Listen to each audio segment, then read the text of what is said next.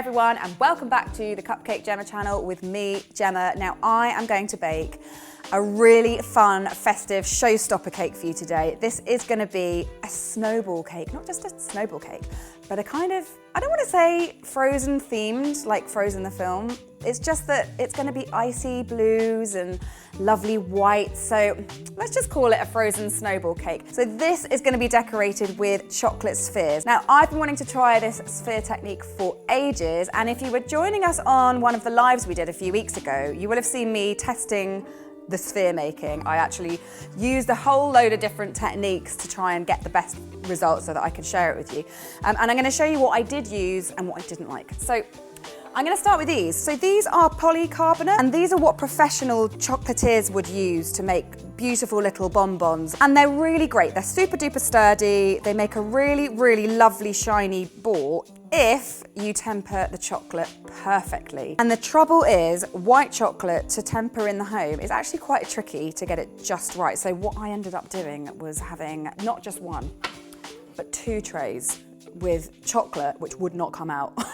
No matter how much I banged. Now these are sturdy. I hadn't tempered the chocolate perfectly, so they just stayed in there, and it was so frustrating because then I wasted all that chocolate. So I would say, unless you're going to be working with dark chocolate, which is a lot easier to temper, and you are well versed in the world of chocolate tempering, maybe steer clear of these ones. So the next thing I tried was these wibbly wobbly guys. I thought, oh, these will be great because when the chocolate sets, I can just go and pop it all out.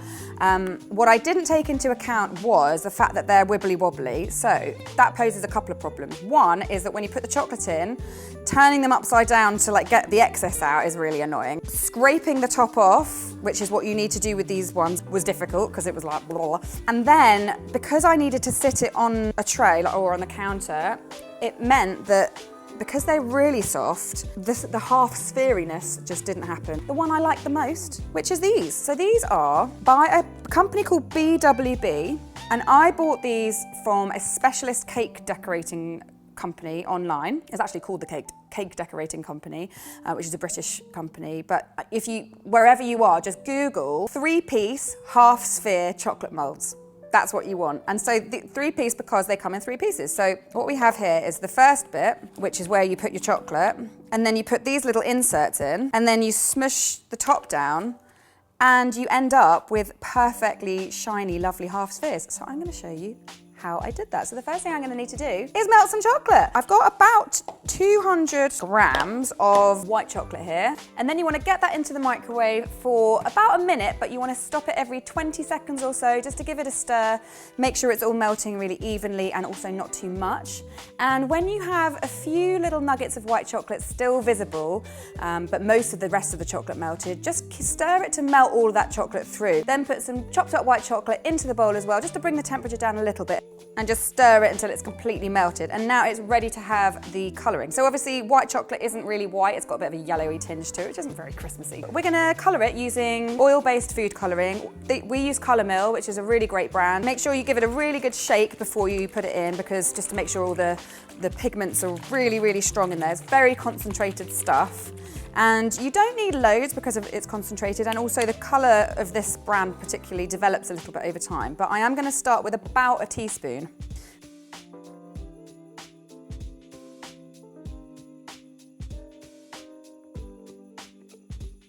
All right, that's looking really nice. I mean, with white chocolate, you'll never get it super duper white. Well, if you can, but it will taste a bit funny because you'll need to put quite a lot of the food colouring in. But this has taken the edge off the yellow, so I'm happy with that. I'm also going to make a really lovely icy blue colour. So I'm going to melt the same amount of chocolate again in exactly the same way. And then I'm adding a little bit of white just to take the yellow edge off, and also some sky blue by Colour Mill. We actually sell this on our website, so check that out. Now, I had loads of fun experimenting with different sort of patterns, not patterns, but like different effects and whatnot. And what I've originally wanted to create was a kind of snowball, and I'm going to show you how to do that. But since I have some white already in my bowl, I'm actually going to do a different technique as well at the same time, using 2 of my other trays. So I've just got a fork, and I'm going to just use it to dip in and wiggle about all my molds to make a kind of zigzaggy pattern.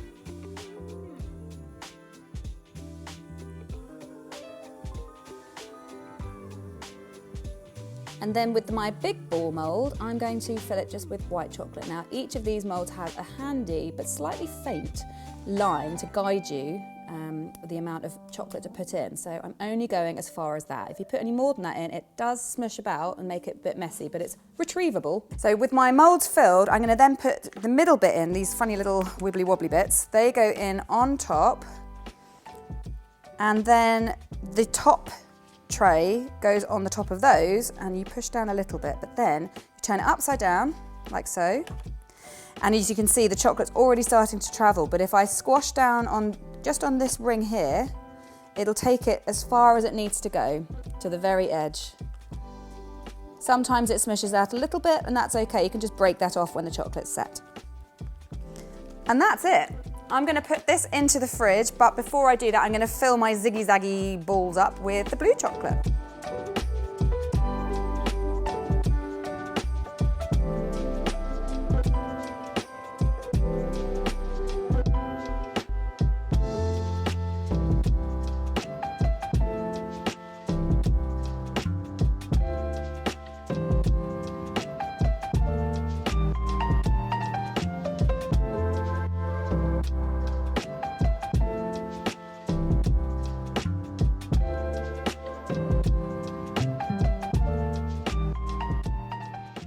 So these just need to go into the fridge. Oh, you can already see the really cool pattern on here, which I love. It's very exciting. And just go to town, experiment. There's loads of things you can do with that.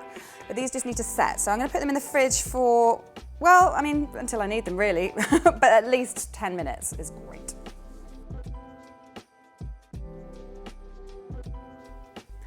I'm back, and I have my mould here, and I'm just going to show you how easy it is. Once they're set, it couldn't be easier. So you take the top bit off, and then you just kind of take them out. And if they're set well, they should just come out really easily like that. And then you just really gently, being careful not to squeeze the sides too much, because obviously this is still chocolate, still fragile. Just take that bit inside out and pop it down. Couldn't be simpler. And you can obviously do, if it gets stuck a little bit, then just put it back into the fridge for a little bit longer, just to make sure it's fully set. Now I'm going to show you how I made my snowball effect. I came up with this kind of stippling effect. So I've got myself a pastry brush. You can use a paintbrush or even a proper stippling brush. And just don't forget that chocolate sets, so you need to work fairly quickly. And I have some more whitened white chocolate in my bowl, melted, ready to go. And I'm just going to literally just kind of dab it on and keep sort of dabbing away until you get this like nice rough effect. A little bit like snow. Now while those are setting, I'm going to show you how to put your balls together. So you might notice I have an upside down saucepan here. What's that about? Well, it's actually hot. I had it on the hob for just a second. You could do that with a bit of water in it and just discard the water, just so that the bottom, the flat part, is hot, because of what I'm going to do is I'm going to get a couple of my halves and very, very quickly just shuffle them around on this hot thing. You can see what happens, it melts. And you don't want to do it for too long, because you don't want to have too much chocolate oozing out, because it will ooze a little bit. And then I have an egg carton here, which I've just wrapped in cling film, because that's a really handy place to put my little balls. So just keep on making your balls, experiment, do lots of different types, different colours if you want, and putting them all together. But do keep some as they are, as half spheres, because we're going to use those on the side and the top of the cake for a bit of depth. But now I'm going to show you how to make one of my favourite sponges. So this is a spiced syrup sponge, and it is brilliant for Christmas because of all those lovely spices. We've got cinnamon, nutmeg, cloves in there. It's really delicious.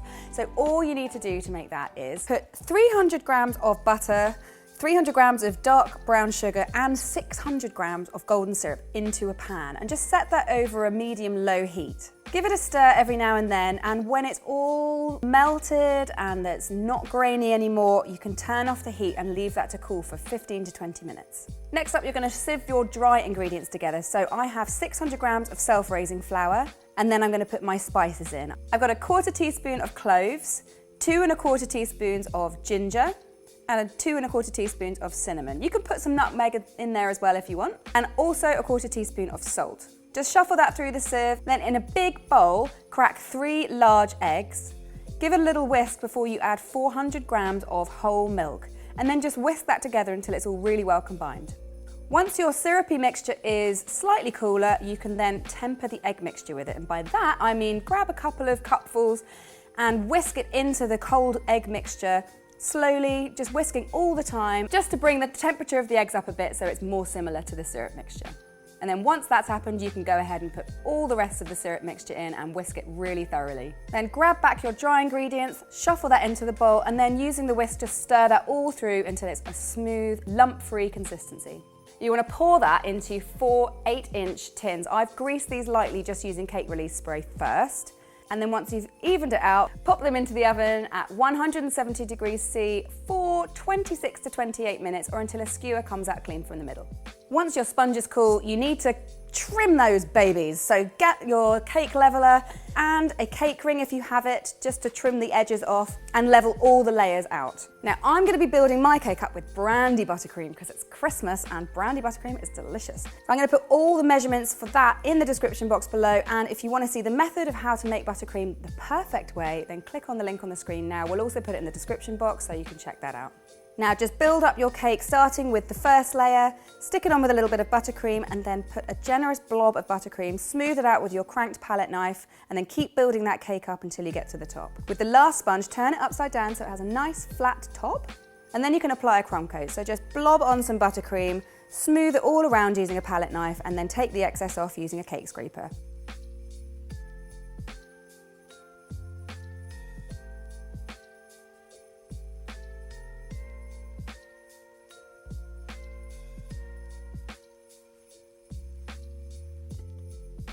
Then you need to whack that baby in the fridge for at least 20 minutes to set nice and firm.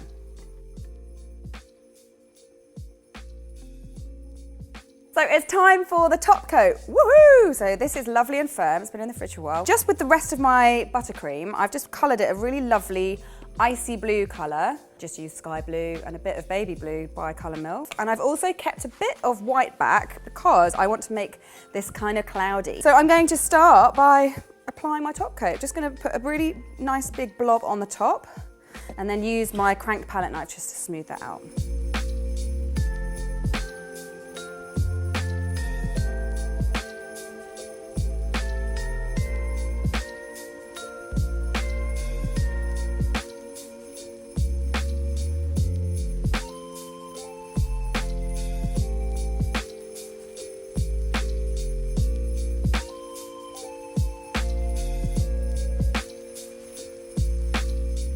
So I've got my blue base and I want to make sort of white, lovely, not clouds, but just like schmears, if you will. So I'm going to just apply some of the white buttercream just here and there with my palette knife. Just a little bit here and a little bit there. And then just using my cake scraper, just really lightly, just smear that around. Do it a little bit at a time to see what effect you're getting. You can remove it all completely if you're not happy with it and put more on, but I quite like what's happening here.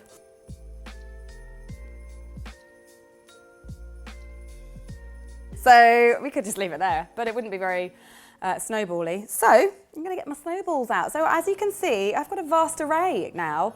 I had a real fun time decorating, experimenting. I've got a few things that I've done which I didn't show you, like this marbled effect, which all I did there was I just put the two different colours of white chocolate together in a bowl, wiggled it a tiny bit and then poured it out, and it kind of marbled itself in the moulds. And there's another version of it slightly more subtle, which is really lovely. And I've also got these ones, which I've just used blue luster dust on. I just brushed that on with a brush. And I made these little guys. These aren't hollow, these are little nuggets. I just used a little ball mould for that and just let them set inside that. And I've also got silvery gold balls, because, you know, little bling on Christmas. So I've also got a little bit of white chocolate in a piping bag, which is still nice and molten, because I want to use that where two balls collide. I want to stick them together, and that's one of the best things to use, but sometimes it takes a bit of a long time to set. So I've got my little secret weapon here, which is ice in a can, guys. It's freezing, and it will help the chocolate to set completely so you can move on without having like stand there like waiting. You know when you super glue something together and you're like, oh, hurry up. We don't have to do that here because we've got ice in a can. So I'm just gonna put these balls where I fancy and get cracking.